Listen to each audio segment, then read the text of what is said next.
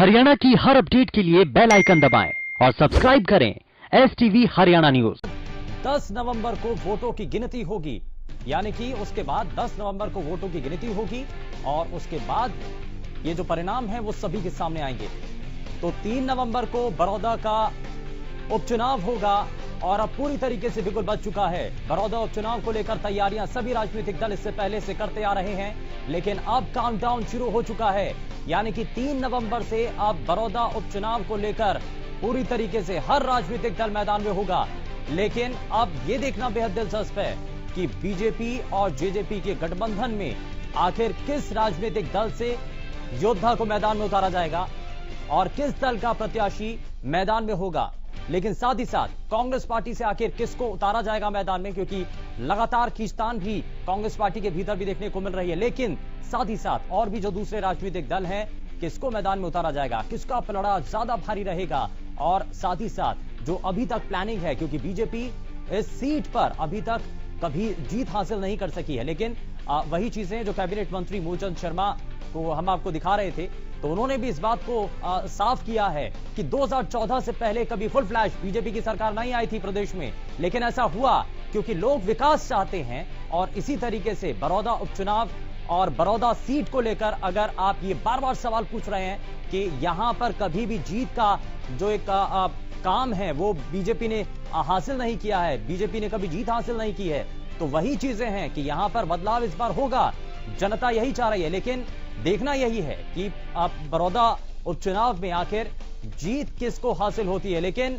उससे पहले उपचुनाव की तारीखों का ऐलान हो चुका है, जो कि हम लगातार आपको दिखा रहे हैं। 3 नवंबर को वोटिंग होगी और उसके बाद वोटों की गिनती 10 नवंबर को होगी और जाहिर तौर पर उसके बाद जो है स्थिति साफ हो जाएगी कि बड़ौदा उपचुनाव में जो अलग अलग राजनीतिक दल अपनी ताकत दिखाने के लिए मैदान में उतरे हैं, वो आखिर कहां तक पहुंचते हैं और किसको जीत हासिल होती है। और चलिए जरा न्यूज रूम से हमारे संवाददाता मुकेश मंडल हमारे साथ जुड़ चुके हैं, जरा उनका रुख कर लेते हैं। मुकेश, जरा सबसे पहले बताइए तारीखों का ऐलान, लेकिन उससे पहले जो अलग अलग राजनीतिक दल हैं उनकी तैयारियां अपने अलग स्तर पर थी, बहुत समय पहले से ही तैयारियां की जा रही हैं इस उपचुनाव को लेकर, लेकिन अब तारीखों का ऐलान होने के बाद सरगर्मियां किस रूप में देखने को मिल रही हैं?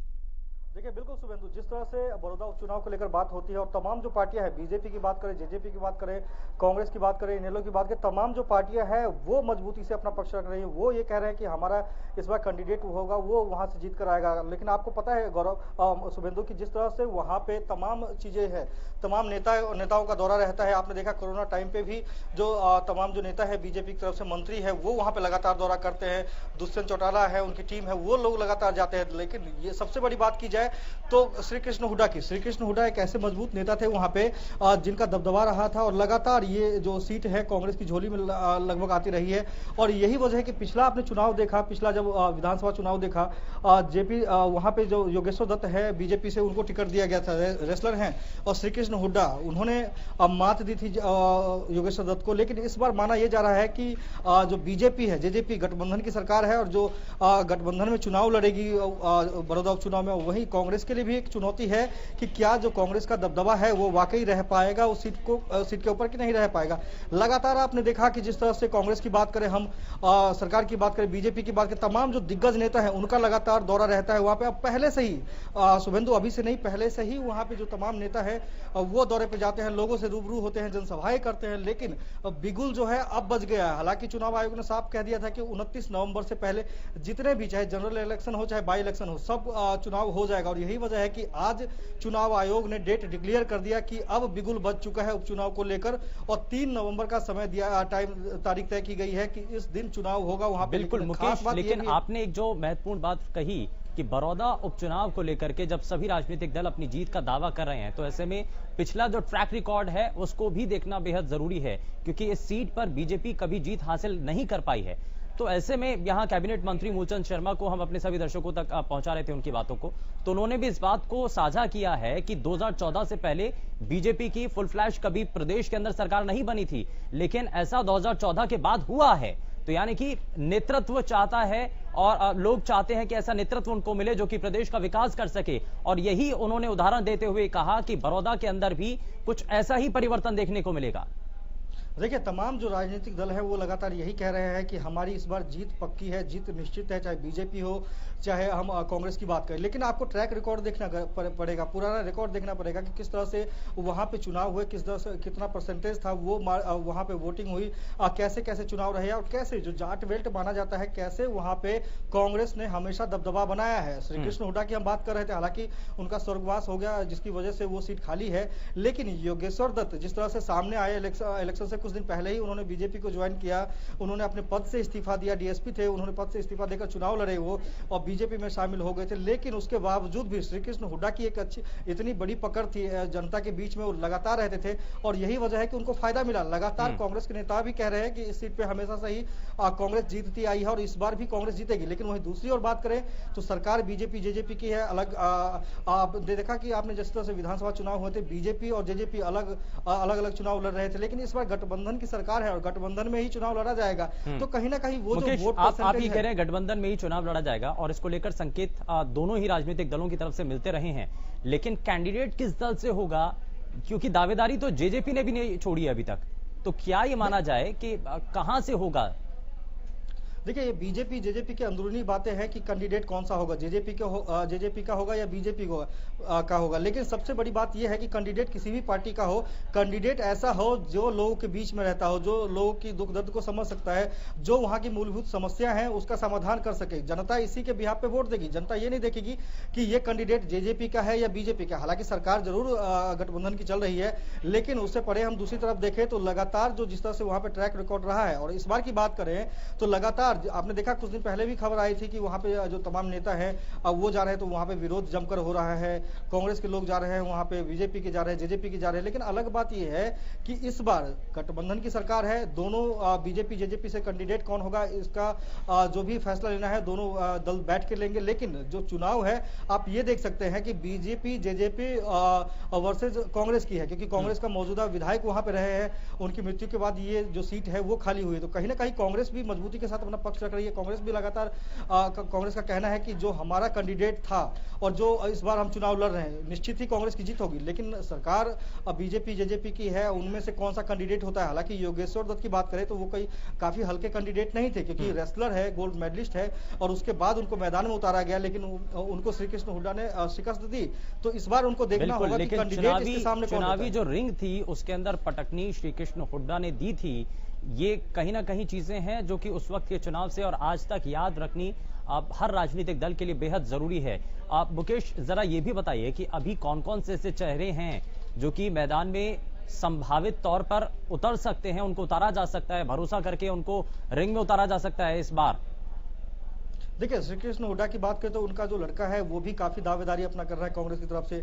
वहीं योगेश्वर दत्त ने अपनी दावेदारी नहीं छोड़ी है, उनको लगता है कि दोबारा से भी उन पर भरोसा जताया जा सकता है। बीजेपी और जेजेपी की जो गठबंधन की सरकार है, दोनों नेता फैसला ले तो योगेश्वर दत्त भी चुनाव लड़ सकते हैं। लेकिन हालांकि देखने वाली बात यह होगी कि कैंडिडेट कौन सा होता है, जेजेपी की तरफ से होता है या बीजेपी की तरफ से होता है। हालांकि आपने देखा कि जेजेपी से जो कैंडिडेट थे उनको भी ज्यादा कुछ वोट पिछले इलेक्शन में मिले नहीं थे, लेकिन बीजेपी का जो योगेश्वर दत्त थे, हालांकि 10-12 हजार का अंतर था और इसी वोट से वो पीछे रह गए थे। तो कहीं ना कहीं इस बार देखने वाली बात यह होगी कि कैंडिडेट कौन होगा। हालांकि कांग्रेस की बात करें तो जो श्री कृष्ण हुड्डा है उनका लड़का दावेदारी करते आ रहे हैं और उनके परिवार से हैं, श्री कृष्ण हुड्डा का बेटा है, तो जरूर उनको वोट मिलेगा, सहानुभूति हुई वोट है। बिल्कुल, मैं मुकेश वापस लौटता हूं आपके पास, लेकिन जरा बड़ौदा सीट पर क्या अभी तक सियासी पारा चढ़ा हुआ है, सियासी रंग किस तौर पर अब नजर आने लगा है, क्योंकि उपचुनाव की तारीखों का ऐलान हो चुका है। सुनील जिंदल हमारे संवाददाता सीधा हमारे साथ जुड़ चुके हैं। सुनील, जरा सबसे पहले बताइए कि अब तारीखों का ऐलान होने के बाद सरगर्मियां तेज, अब क्या तस्वीरों के अंदर बदलाव आ रहा है? बिल्कुल, देखिए आप मेरे पीछे देख सकते हैं, इसमें भी जो है जो बीजेपी के अधिकारी हैं, नेता हैं, मंत्री हैं, वो चुनाव और जिस तरह से घोषणा हो गई है उसको लेके उसके बावजूद भी अपने कैंपेन में लगे हुए हैं। आज जो है मुख्यमंत्री ने खुद जो है चंडीगढ़ से वीडियो कॉन्फ्रेंस के जरिए बड़ौदा हल्के के लिए कई सौगातें देनी थी। गोहाना में जेपी दलाल जो कृषि मंत्री हैं उनका प्रोग्राम था। अभी और वो कुछ ही देर में जो है बिचपड़ी गांव में पहुंचेंगे। लेकिन चुनाव आयोग ने इसी बीच जो है अपनी जो कॉन्फ्रेंस के दौरान जो है बड़ौदा में जो उपचुनाव होना उसकी तारीखों का ऐलान कर दिया है। 3 नवंबर को जो है चुनाव होगा अब बड़ौदा में। इसके अलावा 10 नवंबर को जो है इसके नतीजे यहाँ पहुंचेंगे। लेकिन आपको मैं यहाँ बता दूं, लगातार सरगर्मियां तेज थी, क्योंकि 2 महीने पहले जो बड़ौदा से विधायक थे श्री कृष्ण हुड्डा, उनकी जो है बीमारी की वजह से मौत हो गई थी। और उसके बाद से लगातार जो है यहाँ पर सियासी पारा गर्म नजर आ रहा था। और कहीं ना कहीं बीजेपी और जेजेपी जो गठबंधन है वो इस बात को लेकर हैवी नजर आ रही थी कि अब वो सीट कहीं ना कहीं जो लगातार जीतने की कोशिश कर रही थी। और उसके नेता जो है लगातार बड़ौदा हल्के में आ रहे थे। आज भी जो है किसी बात को लेकर दौरे पर थे। और इसके अलावा अगर बात करें तो कांग्रेस की ये सीट पिछले 15 साल से कांग्रेस लगातार 3 बार से यहाँ से जीतती आ रही थी और वो अपना गढ़ मानती है। इसको लेके जो है कांग्रेस कहीं ना कहीं इस सीट को हारना नहीं चाहती है। इसके अलावा इनेलो अगर बात करें तो इनेलो के नेता अभय सिंह चौटाला वो भी जो है अपने यहाँ बड़ौदा हल्के के पूरे गांव का दौरा कर चुके हैं। और वो संतुष्ट नजर आ रहे हैं कि अब की बार जो बड़ौदा हल्के की जनता कहीं ना कहीं जो है उन पर देवीलाल की नीतियों पर खरा उतरेगी और अब की बार जो है बड़ौदा से इनेलो पार्टी की जीत होगी। लेकिन सभी पार्टियां अपनी जीत का दावा कर रही हैं। लेकिन देखने वाली बात अब ये होगी कि चुनाव की तारीखों का ऐलान हो चुका है। सुनील, लेकिन कांग्रेस का ये जो किला है, कांग्रेस के इस किले में सेंधमारी के लिए बीजेपी और जेजेपी गठबंधन क्या कोशिशें कर रहे हैं। दूसरी तरफ लगातार अभी तक बीजेपी के जितने भी बड़े नेता हैं वो अगर वहां बड़ौदा के अंदर पहुंचते हैं तो उनका विरोध का सामना भी उनको करना पड़ रहा है। तो ऐसे में क्या अभी तक अंतर है और ये क्या लगता है कि जो किसानों को लेकर के जो नया कानून तैयार किए गए हैं, क्या उसका बुरा असर गठबंधन सरकार पर पड़ने वाला है, दोनों राजनीतिक दलों पर पड़ने वाला है? बिल्कुल, देखिए जो अभी केंद्र सरकार जो 3 अध्यादेश लेके आई है, कृषि के जो 3 अध्यादेश लेके आई है उसको लेके पूरे देश के किसानों में गुस्सा है। और इसी बात को लेके जो है अभी बात करें तो देखिए क्योंकि बड़ौदा हल्के की बात करें तो बड़ौदा में जाट लैंड बेल्ट है और इसमें करीब 1 लाख के आसपास जो है जाट मतदाता है और बिल्कुल इसमें असर गिरेंगे इस पूरे मामले के। अगर अभी की बात करें तो अभी देखिए मुरलाना में कुछ दिन पहले कृषि दलाल जो है कृषि मंत्री जेपी दलाल यहाँ पहुंचे थे, वहां उनको विरोध का सामना करना पड़ा था। कल की बात करें तो कल भी जो है किसराना गांव में कृषि मंत्री पहुंचे थे, वहां भी जो है किसानों ने काले झंडे दिखाए थे और अर्धनग्न होकर जो है उनकी विरोध किया था। कहीं ना कहीं बीजेपी और जेजेपी को इसका सामना करना पड़ेगा और इसका नुकसान भी उठाना पड़ सकता है जो 3 अध्यादेश लेके आई है। और इसके अलावा देखिए लगातार कांग्रेस का गढ़ रहा है।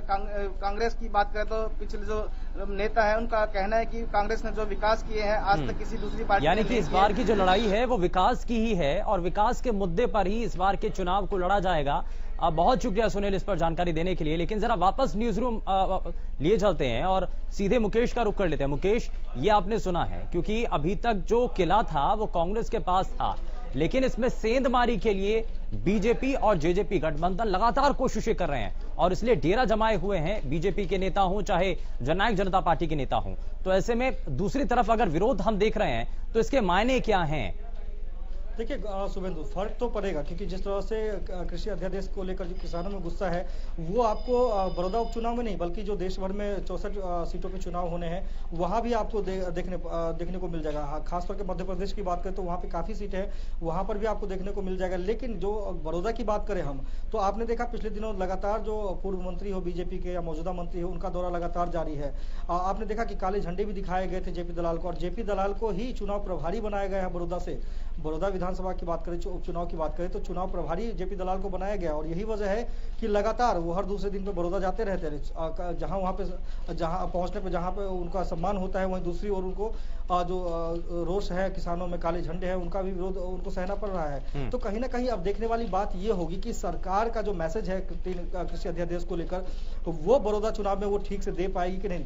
कई ऐसे जानकार है जिनका मानना यह है कि कृषि अध्यादेश किसानों के हित में है, लेकिन जो किसान है उनको समझ नहीं आ रहा है। लेकिन किसान कहते हैं कि जो मेरे हित के फायदे की बात है वो हम खुद समझ लेंगे, लेकिन जबरदस्ती जो ये कृषि अध्यादेश के नाम पे हम सौंपा गया है बिल हमारे ऊपर, तो कहीं ना कहीं उसको लेकर विरोध है और ये चुनाव में भी आपको देखने को मिल जाएगा। हालांकि कांग्रेस की कोशिश ये रहेगी कि जिस तरह से उनका जो किला है वो किसी भी तरह से ध्वस्त ना हो। और वहीं दूसरी ओर बीजेपी जेजेपी की बात करें तो उनका साफ तौर पे कहना है कि सरकार हमारी है, हमने बहुत सारे काम किए। हालांकि आपने देखा 3-4 दिन पहले जेपी दलाल ने प्रेस कॉन्फ्रेंस भी की थी, मुख्यमंत्री ने भी की थी, उसके जरिए उन्होंने करोड़ों रुपए की सौगात भी दी बड़ौदा को। लेकिन उसके बावजूद भी किसान जो है लगातार विरोध प्रदर्शन कर रहे हैं। जैसे कि हमारे संवाददाता सुनील जिंदल कह रहे थे, वहां पे 1 लाख के करीब जाट मतदाता है जो कि किसान है। तो कहीं ना कहीं ये जो एक वोट बैंक है उसका नुकसान तो कैसे समीकरणों को कैसे साधा जाएगा मुकेश? क्या जातिगत समीकरणों के आधार पर चुनाव लड़ा जाएगा, या दूसरा जो बड़ा मुद्दा है वो विकास का मुद्दा है, जो बीजेपी अक्सर हर एक चुनाव में उसी मुद्दे के आधार पर अपना चुनाव लड़ती है? तो क्या इन दोनों समीकरणों को कैसे साधा जाएगा? देखिए बिल्कुल शुभेंदु, दोनों समीकरण के आधार पे ही चुनाव लड़ा जाएगा। जहां पे आप पहले जातीय समीकरण देखते हैं कि जहां पे जाट वोट बैंक है वहां पे जाट कैंडिडेट आपका आता है, जहां पे आपका नॉन जाट वोट बैंक है वहां पे आप नॉन जाट को उतारते हैं। तो कहीं ना कहीं ये तो जातीय समीकरण हो गया।